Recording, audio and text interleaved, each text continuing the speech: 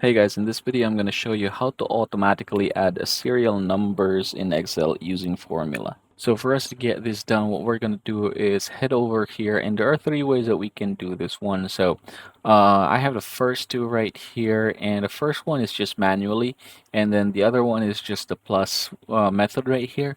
So you can see if I delete, say for example, these, you can see that the method one, oops, and the method two are not working. So basically, they weren't able to fix that problem. But basically, there is another way for us to do this one. Let's go to the method three. So I have this formula right here, and basically, what we're gonna do is just change the formula here to our reference formula. So it's gonna be E3 in this case.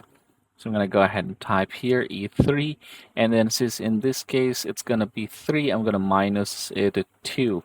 That way it will start at 1. So, and then when I'm going to drag the formula to the rest of the cells in order for it to count at 10, you can see that if I am going to delete this, for example, the 9 and 10 is going to adjust automatically, whereas the other previous two methods weren't able to do that one. So yeah, that's the easiest way in order for us to automatically add serial numbers in Excel using formula.